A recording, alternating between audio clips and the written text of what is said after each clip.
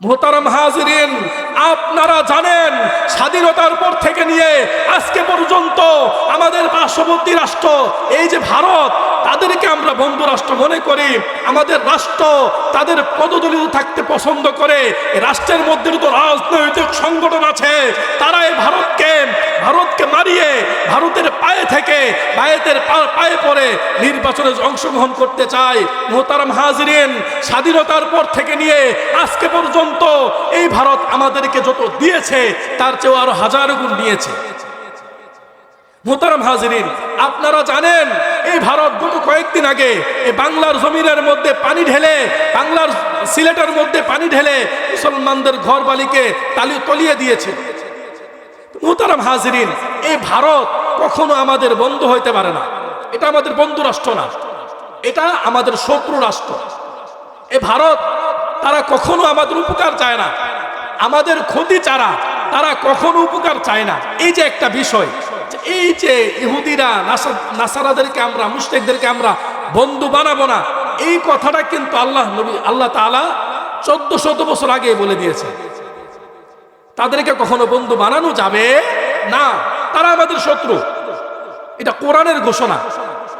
আপনার কাছে মনে হইতে পারে এই তো ভারত আমাদেরকে পেঁয়াজ দিতেছে, এইটা ভারত আমাদেরকে চাল দিতেছে, এইটা ভারত আমাদেরকে ডাল দিতেছে, এই ভারত থেকে আমরা পণ্য আমদানি করি, এই ভারতের মধ্যে আমাদের রুগীরা গিয়ে চিকিৎসা অবলম্বন করেন, এই ভারত তো মাঝে মধ্যে মধুমাখা বাণী আমাদেরকে শোনায়, এই ভারত তো মাঝে মধ্যে আমাদের জন্য মায়া কান্না করে, এই ভারত তো পাকিস্তানের বিরুদ্ধে হয়ে আমাদের পক্ষে লড়াই করেছিল।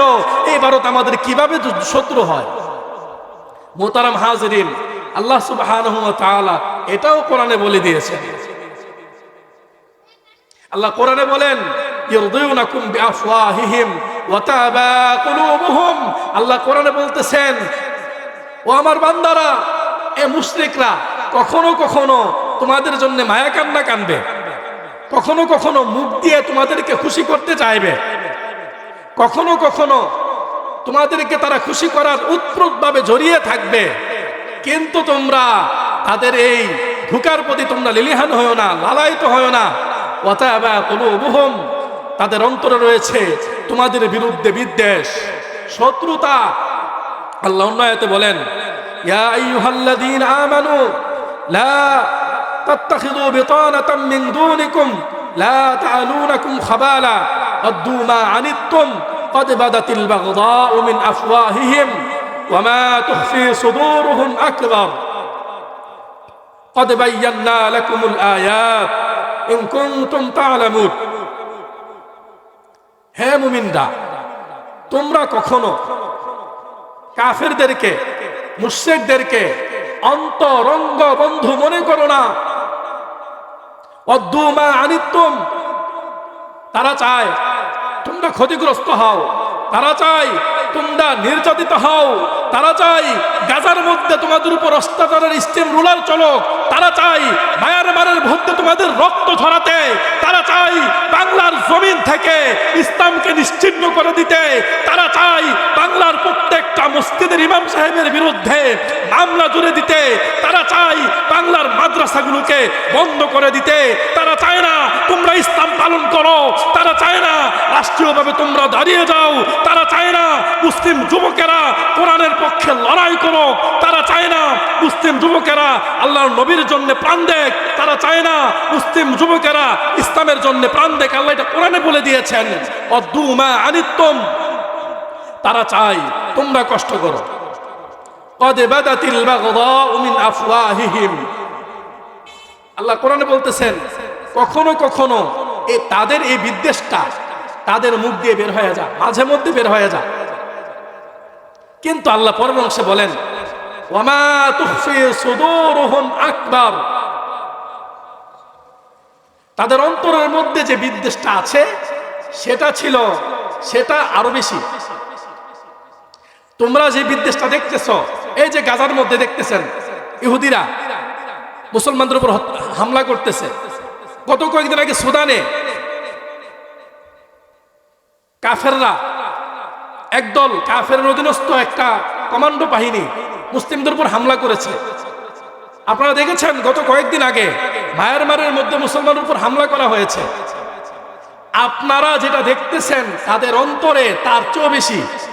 আল্লাহ কোরআনে বলতেছেন ওমা তুখফি সুদুরুহুম আকবার, তাদের অন্তরে যে বিদ্বেষ রয়েছে তার পরিমাণটা আরো বেশি। কদ বায়্যানা লাকুমুল আয়াতি ইন কুনতুম তা'লামুন, আল্লাহ কোরআনে বলেন কদ বায়্যানা লাকুম, এই যে একটা রীতি, কাফেররা তোমাদের বিরুদ্ধে বিদ্বেষ হয়ে থাকবে, তারা চাইবে ইসলামকে পৃথিবীর মানচিত্র থেকে মুছে দিতে। এই বিষয়টা আমি তোমাদের জন্য বয়ান করে দিলাম তোমাদের উপকারের জন্য। ও আমার বান্দারা, তোমরা ভবিষ্যতে উপদেশ মনে রাখবে, ইন কুনতুম তা'লামুন, মনে রাখতেই হবে। যদি মনে না রাখো তোমরা লাঞ্ছিত হবে।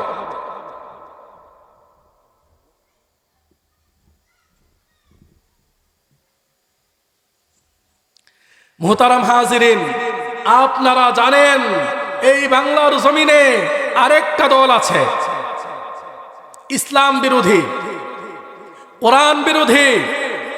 তারা নিজেদেরকে বাউল বলে পরিচয় দেয় না, কিন্তু তারা বাউলের সমর্থক। বাউলরা যেমন ভাবে গান গায় তারাও গান গায়। মুহতারাম হাজিরিন, বাংলার জমিনে আরেকটা মুশরিক দল আছে যারা মন্দিরে সিজদা করে না, যারা আরেকটা জায়গাতে সিজদা করে, মাজারে সিজদা করে। আমাদের প্রত্যেকটা জরুরত পূরণ করে কে? আল্লাহ পূরণ করে। বলেন কে পূরণ করে? আমরা যে 5 ওয়াক্ত নামাজের মধ্যে একটা আয়াত তেলাওয়াত করি, ইয়াকা না'বুদু ওয়া ইয়াকা নাস্তাঈন, হে আমার রব, আমরা তো কেবল আপনার ইবাদত করি, হে আমার রব, আমরা আপনার কাছেই সাহায্য চাই। মুহতারাম হাজিরিন, আল্লাহ কোরআনে আমাদেরকে শিক্ষা দিচ্ছেন আমরা কেবল আল্লাহর কাছে চাইব। আল্লাহ কোরআনে আমাদেরকে শিক্ষা দিচ্ছেন আমাদের পার্থিব পূরণগুলো আমরা আমাদের রবের কাছে চাইব। সন্তান দেওয়ার মালিক কে? আল্লাহ। মুসিবত থেকে উদ্ধার করার মালিক কে? আল্লাহ। মুসিবতে পড়লে আমরা কার কাছে যাব? আল্লাহর কাছে যাব। মুহতারাম হাজিরিন, আপনারা জানেন এই বাংলার জমিনের মধ্যে কিছু ভণ্ড নামক কিছু লোক আছে, তারা চায় মানুষে তাদের কাছে প্রার্থনা করুক, তারা চায় মানুষে তাদের কাছে বলুক বাবা আমার একটা সন্তান দান করেন। তারা চায় মানুষে তাদের কাছে গিয়ে গিয়ে তাদের পার্থিব জরুরতগুলো পূরণ করুক। মুহতারাম হাজিরিন, এটা কোনো কোরআন সুন্নাহর রীতি না, এটা শিরকি রীতি। আল্লাহ ছাড়া কোনো গায়রুল্লাহর কাছে কোনো কিছু চাওয়া যাবে না। যারা বলবে আল্লাহ ছাড়া আমার কাছে চাও, আমি তোমাদেরকে সন্তান দিতে পারি, আমি তোমাদের প্রয়োজনগুলো মিটাতে পারি, আমি তোমাদের প্রয়োজনগুলো মিটিয়ে দেব, আমি তোমাদেরকে জান্নাতে নিয়ে যাব, আমি তোমাদেরকে জাহান্নাম থেকে তোমাদেরকে উদ্ধার করব, মনে করবেন সে আর যাই হোক সে আলেম হতে পারে না, সে একটা ভণ্ড। সে কি? ভণ্ড। আল্লাহ তাআলা, আমরা যে আল্লাহর প্রতি বিশ্বাস স্থাপন করি, আমাদের বিশ্বাস স্থাপন করার ক্যাটাগরি 3টা। একটা হচ্ছে তাওহীদ রুবুবিয়্যাহ, 2 নাম্বার তাওহীদ উলুহিয়্যাহ, 3 নাম্বার তাওহীদুল আসমাই ওয়াস সিফাত। তাওহীদ রুবুবিয়্যাহ মানে আল্লাহ তাআলা যে কাজগুলো করেন ওই কাজের ক্ষেত্রে আমরা আল্লাহ তাআলাকে এক মনে করি। যেমন আল্লাহ বৃষ্টি দেয়, আমরা মনে করি বৃষ্টি আল্লাহ দেয়। আমরা মনে করি সূর্য আল্লাহ উদিত করেছে, আমরা এটা মনে করি চন্দ্র আল্লাহ আকাশে উদিত করেছে, আমরা এটা ভাবি ফসল দিয়েছে আল্লাহ, আমার প্রত্যেকটা শ্বাসের মালিক আল্লাহ, আমাকে সৃষ্টি করেছেন আল্লাহ। এই সমস্ত কাজের ক্ষেত্রে আল্লাহকে এক মনে করতে হবে।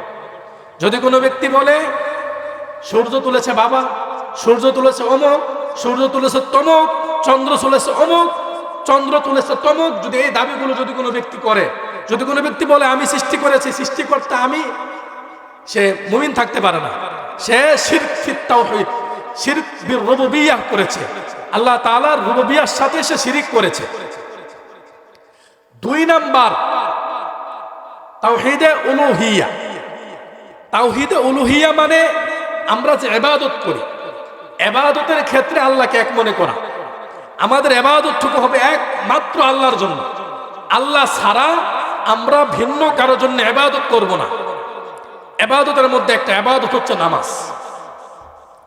আচ্ছা বলেন তো, এখন যদি কোনো ব্যক্তি আল্লাহ ছাড়া গায়রুল্লাহর জন্য নামাজ পড়ে, সে কি মুমিন থাকবে? আল্লাহ ছাড়া মনে করেন নামাজ পড়তেছে, অমুকের জন্য তমুকের জন্য নামাজ পড়তেছে, 4 রাকাত 6 রাকাত নামাজ পড়তেছে, হাত তুলে দোয়া করতেছে, বাবা আমাকে এটা করো সেটা করো, সে কি মুমিন থাকবে? সে থাকবে না, কারণ সে ইবাদতের মধ্যে শিরিক করতেছে। ওইরকম নামাজের যে রুকন, 6টা রুকনের মধ্যে একটা রুকন হচ্ছে সেজদা। সেজদা ছাড়া কি নামাজ হয়? কথা বলেন না কেন, হয় সেজদা ছাড়া নামাজ? হয় না। নামাজের 6টা রুকনের মধ্যে একটা রুকন হচ্ছে সেজদা। সেজদাও ইবাদতের অন্তর্ভুক্ত, নামাজের একটা অংশ। 6টা অংশের মধ্যে একটা অংশ সেজদা। এখন যদি কোনো ব্যক্তি কোনো বাবার তরে সেজদা দেয়, মাজারে সেজদা দেয়, যদি কোনো ব্যক্তি মাছকে সেজদা দেয়, কচ্ছপকে সেজদা দেয়, কচ্ছপকে ইবাদত করে, অনুরূপভাবে গাছের মধ্যে সেজদা দেয়, বাবার মাজারে গিয়ে সেজদা দেয়, সে কি মুমিন থাকবে? থাকবে না। সে আল্লাহর উলুহিয়ার মধ্যে সে শিরিক করতেছে। আল্লাহ আমাকে সৃষ্টি করেছেন, আমি সেজদা দিব আল্লাহর জন্য, আল্লাহ ছাড়া ভিন্ন কারো জন্য আমি সেজদা দিব না। যদি সেজদা দিয়ে থাকি তাহলে আমার ঈমান চলে যাবে, ঈমান থাকবে না। আমি তাওহীদ বিল উলুহিয়ার মধ্যে আমি শিরিক করেছি, ইবাদতের ক্ষেত্রে আমি শিরিক করেছি। অনুরূপভাবে একজন ব্যক্তি যদি অসুস্থ হয়, এই অসুস্থ থেকে সুস্থ করার মালিককে? আল্লাহ। কথাটা ভালো করে বুঝবেন। যদি কোনো ব্যক্তি অসুস্থ হয়, তখন সে কি করে? আল্লাহর কাছে চাই, আল্লাহ আপনি আমাকে সুস্থ করে দেন। অসুস্থ থেকে সুস্থতার জন্য চাওয়া, এটাও একটা ইবাদত। আপনি অসুস্থ হয়ে গেছেন, আপনি আল্লাহর কাছে চাইছেন, আল্লাহ আপনি আমাকে সুস্থ করে দেন। আল্লাহ হয়তো আপনার গুনাহ মাফ করবে, অথবা আপনার মাকাম বাড়িয়ে দিবে, এটার একটা জাযা আছে, এটা একটা ইবাদত। এখন যদি কোনো ব্যক্তি মনে করে অসুস্থ বাবা দেয়, আর এই অসুস্থ থেকে রোগ মুক্তি থেকে বাবাই সুস্থ করে, তাহলে সে তাওহীদ বিল উলুহিয়ার মধ্যে শিরিক করলো। আমাদের সমাজের মধ্যে কিছু মূর্খ, অনেকে মূর্খ, অনেকে না জেনে আমরা অনেকেই তাওহীদ বিল উলুহিয়ার মধ্যে শিরিক করি। দেখবেন চট্টগ্রামে একটা বাইজিদ বুস্তামি একটা মাজার আছে, আমি সেখানে গেছিলাম একবার। ওই বাইজিদ বুস্তামি মাজারের ভেতরে একটা গাছ আছে, বট গাছ, বড় এক বট গাছ। ওই বট গাছের মধ্যে মানুষে মনে করে ওইখানে যদি কেউ অসুস্থ হয়, ওইখানে গিয়ে যদি একটা সুতা বেঁধে দেয় তাহলে সে সুস্থ হয়ে যাবে। এই যে একটা চিন্তা চেতনা লালন করলো, যে কি ভাবতেছে গাছের মধ্যে সুতা আছে, আমি বেঁধে দিলাম, আমি সুস্থ হয়ে যাব, গাছ আমাকে কি করবে? সুস্থ করবে। আচ্ছা, গাছ কি সুস্থ করতে পারে? গাছ কি কখনো সুস্থ করতে পারে না। সুস্থ করে কে? আল্লাহ। এই যে কাজগুলো আমরা না বুঝে করতেছি, এটাও কিন্তু শিরিক, তওবা করতে হবে। এটাও এক ধরনের শিরিক। এই যে সন্তান দেয় আল্লাহ তাআলা, আপনি মাজারে গিয়ে সন্তান চাইতেছেন, বাবার কাছে গিয়ে সন্তান চাইতেছেন, বাবা আপনি সন্তান দান করেন, বাবা কি সন্তান দিতে পারবে? হ্যাঁ, বাবা দোয়া করতে পারে, দোয়া করলে শিরিক হবে না। হুজুরের কাছে গেছে, হুজুর আমার জন্য দোয়া করেন যেন আমার সন্তান হয়, হ্যাঁ এটা হইতে পারে। কিন্তু আপনি সরাসরি সন্তান চাইবেন, বাবা আপনি আমাকে একটা কন্যা সন্তান দেন, গিয়ে চায়, বাবা আপনি আমাকে একটা ছেলে সন্তান দেন, বাবার কাছে গিয়ে চায়, এটা কি কখনো সম্ভব? সে তো চাইলেও দিতে পারবে না। সন্তান দেয় কে? আল্লাহ তাআলা দেয়। আল্লাহ তাআলা ছাড়া তো কেউ সন্তান দিতে পারে না, সন্তান একমাত্র আল্লাহ তাআলা দেয়। এই যে কাজগুলো যদি কোনো ব্যক্তি করে, তারা শিরিক করতেছে। মোহতারাম হাজিরিন, আপনি অনেক বড় ইবাদত গুজার, তাহাজ্জুদের নামাজ পড়েন, 5 ওয়াক্ত নামাজ আপনি জামাতে আদায় করেন, কিন্তু আপনার মধ্যে শিরিক রয়েছে। আল্লাহ কোরআনে বলে, ওয়াহুন নার, ইন্নাল্লাহা লা ইয়াগফিরু আন ইউশরাকা বিহি ওয়া ইয়াগফিরু মা দুনা যালিকা লিমান ইয়াশা। নিশ্চয় যারা শিরিক করে আল্লাহ তাআলা তাদেরকে কখনো মাফ করবেন না, তাদের ঠিকানা হচ্ছে জাহান্নাম। যারা শিরিক করবে তাদের ঠিকানা জাহান্নাম। মুহতারাম হাজিরিন, আল্লাহ কোরআনের মধ্যে বলেন, ওয়ামা ইউমিনু আকসারুহুম বিল্লাহি ইল্লা ওয়া হুম মুশরিকুন। এই যে কোরআনুল কারীমের মধ্যে একটা ঘটনা আছে, আপনারা জানেন, সূরা কাহফ, হয়তো অনেকেই জানেন আসহাবে কাহফের ঘটনা।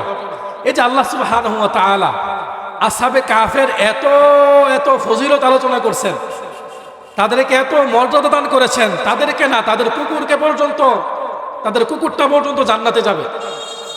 একটা দঈফ হাদিসের রিওয়ায়াত আছে। এই যে এত ফজিলত বর্ণিত আছে, এটার কারণটা কি?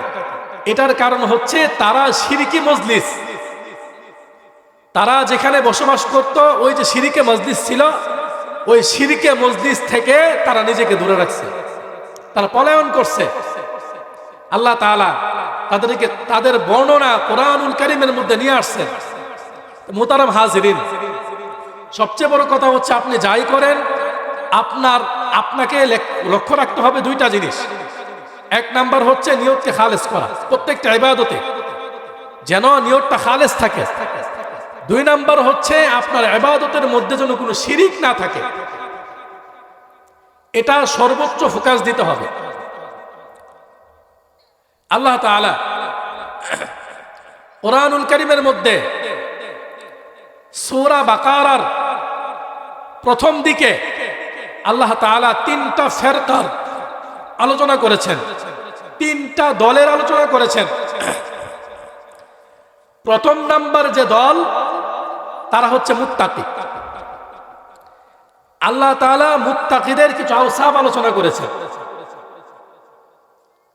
দুই নাম্বার দল, সেটা হচ্ছে কাফের। আল্লাহ তাআলা কাফেরেরও বর্ণনা কোরআনুল কারীমে দিয়েছেন। তৃতীয় আরেকটা দল হচ্ছে মুনাফিক। কোরআনুল কারীমের প্রায় 17টা আয়াতের মাঝে আল্লাহ তাআলা এই মুনাফিকদের বর্ণনা দিয়েছেন। মুত্তাকিদের প্রথম নাম্বার আওসাফ হচ্ছে আল্লাযীনা ইউমিনুনা বিল গায়ব, তারা গায়েবের প্রতি বিশ্বাস স্থাপন করে। আল্লাহ তাআলা এখানে বলতে পারতেন আল্লাযীনা ইউমিনুনা বিল্লাহ, তারা আল্লাহর প্রতি ঈমান আনে। আল্লাহ তাআলা এটা বলেন নাই, আল্লাহ বলতেছেন আল্লাযীনা ইউমিনুনা বিল গায়ব। গায়ব কি? গায়ব বলা হয় মা ইয়াগীবু আনিল হাওয়াস, মা ইয়াগীবু আনিল হাওয়াসিল খামসা, পঞ্চ ইন্দ্রিয়ের বাহিরে যেটা আছে সেটা হচ্ছে গায়েব। আপনি চোখ দিয়ে দেখতেছেন না, আপনার চোখের দৃষ্টিসীমার বাহিরে। আপনি শুনেও অবগত হইতেছেন না, আপনার শ্রুতি শোনার বাহিরে, শ্রুতির বাহিরে। আপনি আকল দিয়েও অনুভব করতেছেন না, আপনার আকল সীমার বাহিরে। এই যে পঞ্চ ইন্দ্রিয়র বাহিরে যেটা আছে, এটাকে বলা হয় গায়েব। আল্লাহ তাআলা আমাদেরকে বলতে যাচ্ছেন মুত্তাকিদের আওসাফের প্রথম নম্বর আওসাফ হচ্ছে যারা গায়েবের প্রতি বিশ্বাস স্থাপন করে। এখানে তারা তর্ক খুঁজে না, তারা আল্লাহর অস্তিত্বের উপর বিশ্বাস স্থাপন করে, পাশাপাশি এটা মাথায় রেখে যে এই আল্লাহর অস্তিত্বের পিছনে আমার দলিল খুঁজতে যাব না, কোরআনে যা আছে সেটাই সত্য। এখানে আমার বুঝে আসে নাই, আমার যত পঞ্চ ইন্দ্রিয় আছে, এই পঞ্চ ইন্দ্রিয়ের অনুভবের বাহিরে হলেও সে কোরআনকে মেনে নিবে। এটা হচ্ছে মুত্তাকিদের প্রথম নাম্বার আওসাফ। আর মুত্তাকিদের দ্বিতীয় নাম্বার আওসাফ হচ্ছে আল্লাযীনা ইউকিমুনাস সালাহ, যারা নামাজ কায়েম করে। কোরআনুল কারীমের কোন জায়গাতে আল্লাহ তাআলা বলে না ইউসাল্লুনা, মুনাফিকদের সালাত বাদ দিয়ে আল্লাহ তাআলা কোন জায়গায় বলে না ইউসাল্লুনা। আল্লাহ তাআলা প্রত্যেকটা জায়গায় বলছে আল্লাযীনা ইউকিমুনাস সালাহ। তাফসীরে বাইদাবীর মধ্যে তার ব্যাখ্যায় বলেন আল্লাযীনা ইউকিমুনাস সালাহ মানে আল্লাযীনা ইউদাওয়ামুনাস সালাতা বিল খুশুই ওয়াল খুদুই। এই টপিকটা অনেক গুরুত্বপূর্ণ।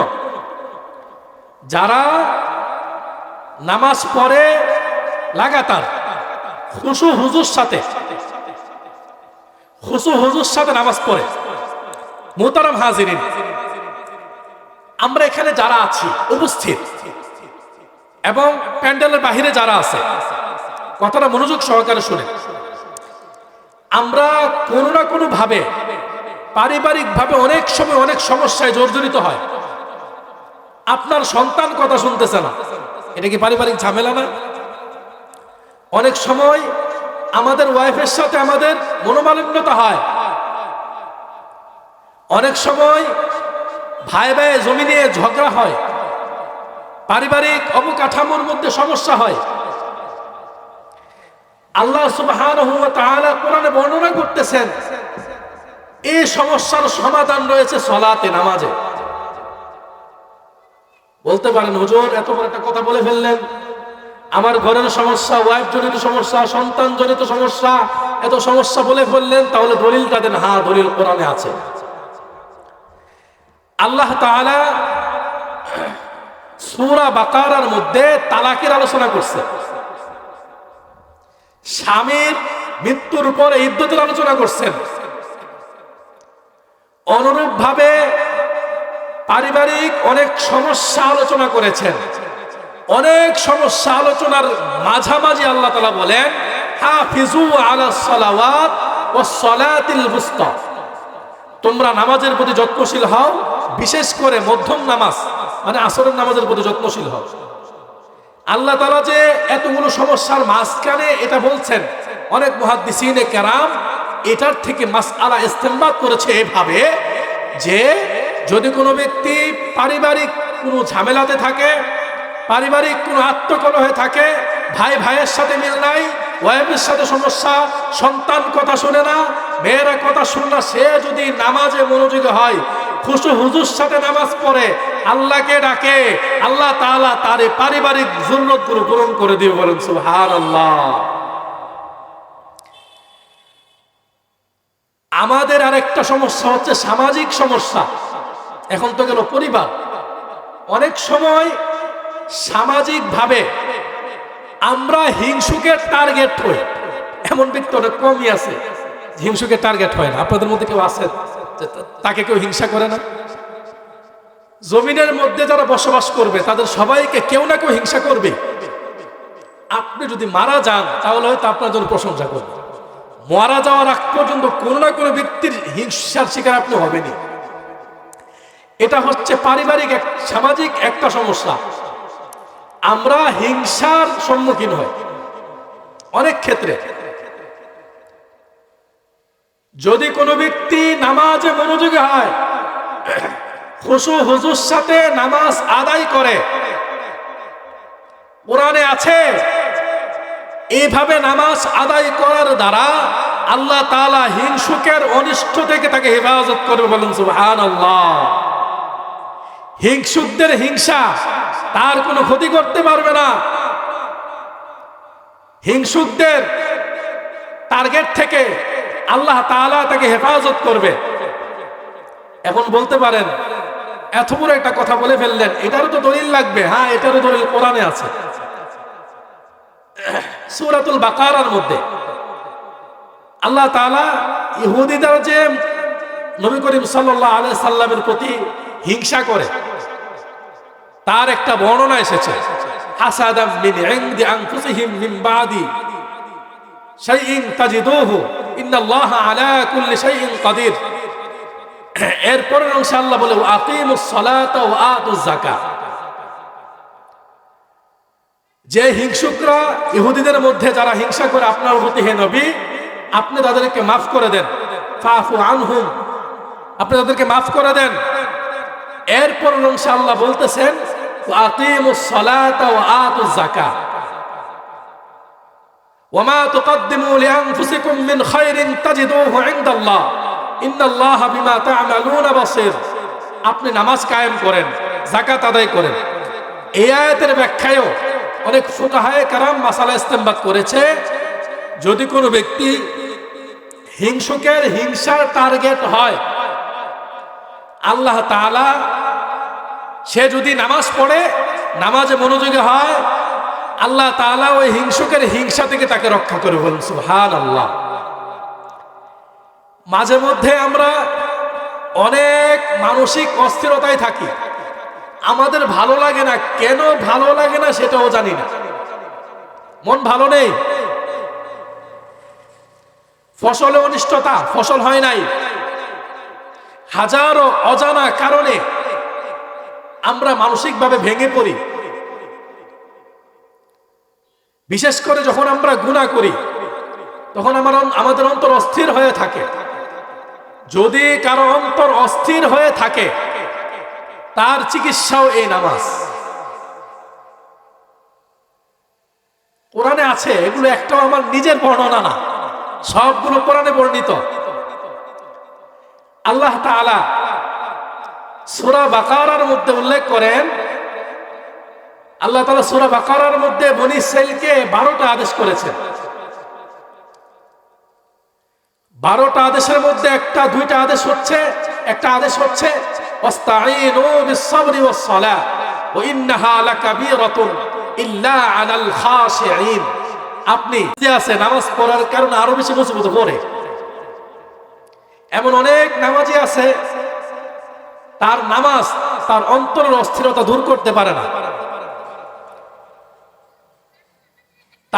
তার জবাব হচ্ছে, আসলে মূলত নামাজ যেইভাবে পড়ার সে সেইভাবে মূলত আদায় করে না, সেইভাবে আদায় করে না বিধায় তার জন্য এই অবস্থা। তাহলে আমরা নামাজ কিভাবে আদায় করব? আমি আপনাদেরকে একটা মেসাল দিই, একটা দৃষ্টান্ত দিই, সহজে বুঝিয়ে নিয়ে। একজন ব্যক্তিকে 10 লক্ষ টাকা দেওয়া হলো। আপনাদের মধ্যে একজন ব্যক্তিকে 10 লাখ টাকা দেওয়া হয়েছে। মনে করেন তাকে বলা হলো এই 10 লাখ টাকা তুমি এখান থেকে সিলেট নিয়ে যাইবা এখন রাতের বেলা। রাস্তার মধ্যে ডাকাত আছে, ছিনতাইকারী আছে, তোমাকে সাবধান হয়ে তোমাকে যেতে হবে। সে 10 লাখ টাকা নিয়ে যদি গাড়িতে উঠে, আচ্ছা আপনারা বলেন তো, সিলেট যাওয়া পর্যন্ত তার এই নজর, তার মনোযোগ টাকা থেকে কি সরবে? পকেটে হাত দিয়ে রাখবে, একদম চৌকান্ন থাকবে, ঘুমাবে না। টাকা নিয়ে যা, 10 লাখ টাকা, খবর আছে। এমনটা কেন হয়? তার কারণ হচ্ছে সে টাকাটাকে অনেক মূল্যবান মনে করতেছে, অনেক দামি মনে করতেছে, লাইফের জন্য এটাকে অনেক মূল্যবান মনে করতেছে। মোহতারাম হাজিরিন, আমরা যে নামাজ আদায় করি, আমাদের এই নামাজের মূল্য 10 লক্ষ টাকা না, পুরো দুনিয়া থেকেও বেশি। একটা সেজদা আল্লাহর কাছে আসমান এবং জমিন সহ যা কিছু আছে তার থেকেও বেশি। যাকাত থেকে বাঁচার জন্য আপনি যে মালটা রাখতেছেন, আপনি ভাবতেছেন যে আমি যাকাত দেই নাই, আমার টাকাটা রয়ে গেল, টাকাটা বরকত হলো। বিষয়টা এমন না। এই টাকাটাই দেখবেন কোনো না কোনো ভাবে আবার খরচ হয়ে যাবে, এটা আপনার থেকে বের হয়ে যাবে। আপনার স্ত্রী অসুস্থ হয়ে যাবে, আপনার সন্তান অসুস্থ হয়ে যাবে, আপনি নিজে অসুস্থ হয়ে যাবেন, আপনার ফসলি জমিতে সমস্যা হবে, আপনার জমি জামায় সমস্যা হবে। এটা কোনো না কোনো ভাবে এই যাকাতের টাকার ওইদিকে চলে যাবে। তো মোহতারাম হাজিরিন, যাকাত আদায় করার দ্বারা সম্পদ কমে না, সম্পদ বাড়ে। আল্লাহ কোরআনে বলতেছেন এগুলো। যাকাত দিলে সম্পদ কমে না, সম্পদ কি হয়? বৃদ্ধি পায়। আপনি যদি যাকাত না দেন তাহলে সম্পদ কমবে। মুত্তাকিদের আরেকটা উসাফ, সেটা হচ্ছে আল্লাহ একটু পরে আল্লাহ বলেন ওয়াবিল আখিরাতি হুম ইউকিনুন, তারা আখিরাতের প্রতি বিশ্বাস স্থাপন করে। আমি আপনাদেরকে একটা মেসাল দিই কথাটা সহজে বোঝার জন্য। মনে করেন আমাদের এখানের মধ্যে একজন ব্যক্তি 5 বছরের জন্য বিদেশে যাবে। কোথায় যাবে? বিদেশে। কয় বছরের জন্য? আচ্ছা 5 বছরের জন্য যদি বিদেশ যায়, সে দেশের মধ্যে প্রস্তুতিটা কি 2 ঘন্টায় নিবে, না কমপক্ষে 1 মাস আগে প্রস্তুতি নিবে? 1 মাস আগ থেকে কাপড় কিনা, দাওয়াত দেওয়া, হুজুরকে দাওয়াত দেওয়া, দোয়া করানো, ওই এরকম হাজারো প্রস্তুতি সে 1 মাস আগ থেকে নিবে না? আচ্ছা অনুরূপভাবে যদি কোনো ব্যক্তি একেবারে বিদেশ চলে যায়, ওখান থেকে আর দেশে আসবে না, ওই নিয়ত করে বিদেশে চলে যায়, তার প্রস্তুতি থেকে 1 মাস থাকে না, আরো 1 বছর আগ থেকে শুরু হয়। 1 বছর আগ থেকে শুরু হয়। এখন আসেন মূল টপিক, আসেন। আজান হয়ে গেছে, ছেড়ে দিব, আপনাদেরকে আর আটকাবো না। আমাদেরকে আল্লাহর সামনে দাঁড়াইতে হবে কিনা কথা বলেন? আল্লাহর সামনে আমাদেরকে দাঁড়াইতে হবে না? হবে। আমরা সবাই আল্লাহর কাঠগড়ায় দাঁড়াবো। আল্লাহ কোরআনে বলেন, ইন্নাল্লাযীনা লা ইয়ারজুনা লিকানা ওয়া রাদু বিল হায়াতিদ দুনিয়া, নিশ্চয়ই তারা আল্লাহর সামনে যে দাঁড়াইতে হবে তারা এই বিশ্বাস রাখে না, তারা সে আশা করে না। ওমা, আপনারা তো সবাই বলতেছেন দাঁড়াবেন, আল্লাহ তো কোরআনে বলে আপনারা দাঁড়ানোর আশা রাখেন না। এখানে মূলত ঘটনা কি? আচ্ছা, আমরা কি মৃত্যুর পরে আর আসতে পারবো? আদম আলাইহিস সালাম থেকে নিয়ে আজকে পর্যন্ত কেউ আসতে পারছে? পারে নাই। মৃত্যুর পরে দুনিয়াতে কেউ আসতে পারে না। মৃত্যুর পরে আল্লাহর সামনে আমাদেরকে দাঁড়াইতে হবে। আচ্ছা, আমাদের মধ্যে কে কয়দিনের প্রস্তুতি নিয়ে রাখছে? আল্লাহর সামনে যে আমরা দাঁড়াবো, মহান রবের সামনে যে আমাদেরকে আমাদের আমল নামার হিসাব দিতে হবে, মহান রব যে আমাদের সামনে রেখা প্রত্যেকটা সেকেন্ডের হিসাব আমাদের কাছ থেকে নেবেন, আমরা কি প্রস্তুতি নিয়ে রাখছি? মাদ্রাসার মুতামিম সাহেব যখন একটা ডেট ফিক্সড করে, এই মাসের 30 তারিখ আপনাদের সবার হিসাব দেখব, আসাতেজায়ে কেরাম 1 মাস আগে রেডি করে রাখে। রেডি করে রাখে না? আপনি যদি এখন মারা যান, এমন ঘটনা কি ঘটে নাই? মাহফিল থেকে যাওয়ার পরেই মারা গেছে, এমন ঘটনাও ঘটেছে। বক্তা বক্তব্য দিতেছেন, খতিব আলোচনা করতেছেন, মাঝখানেই মারা গেছেন। আচ্ছা বলেন তো, রবের কাছে আপনি কি জবাব দিবেন? দিতে পারবো আমরা জবাব? আমাদের কাছে কি কোনো জবাব আছে? নাই। তো মুহতারাম হাজিরিন, সাহাবায়ে কেরাম আখিরাতকে এমন ভাবে বিশ্বাস করতেন যেন তারা চোখে দেখতেছে। আল্লাহ কোরআনে বলতেছেন, ওয়াবিল আখিরাতি হুম ইউকিনুন। আল্লাহ বলতেছেন আখিরাতের প্রতি ইয়াকিন করে। আল্লাহ এই কথা বলেন নাই ওয়াবিল আখিরাতি হুম ইউমিনুন। গায়েবের ক্ষেত্রে ইউমিনুন, আখিরাতের ক্ষেত্রে ইউকিনুন। ইউকিনুন শব্দটা নেওয়া ইয়াকিনাল মা ইজা সাকানা ও যহারা মা তাহতা। এই যে আপনার পানি অনেক সময় দেখা যায় পানি একদম সফট হয়ে যায়, মাটিও দেখা যায়, এমন হয় না? ওই সময় আরবরা আলফাজটা ব্যবহার করে। তে এখানে বলা হইতেছে ওয়াবিল আখিরাতি হুম ইউকিনুন, তারা আখিরাতের প্রতি ইয়াকিন করে। তার মানে হচ্ছে তারা এমন ভাবে আখিরাতকে বিশ্বাস করে যেন তারা আখিরাতকে নিজ চোখে দেখতেছে। যদি আমরা এই গুণটা অর্জন করতে পারি, তাহলেই আমাদের নামাজ সুন্দর হবে, আমাদের যাকাত সুন্দর হবে, আমাদের ইবাদতগুলো সুন্দর হবে, আমাদের ইবাদতগুলো পরিপাটি হবে। মুহতারাম হাজিরিন, এই পর্যন্ত আমরা যে কথাবার্তাগুলো শুনলাম, আল্লাহ তাআলা আমাকে আপনাদেরকে আমাল করার তৌফিক দান করো।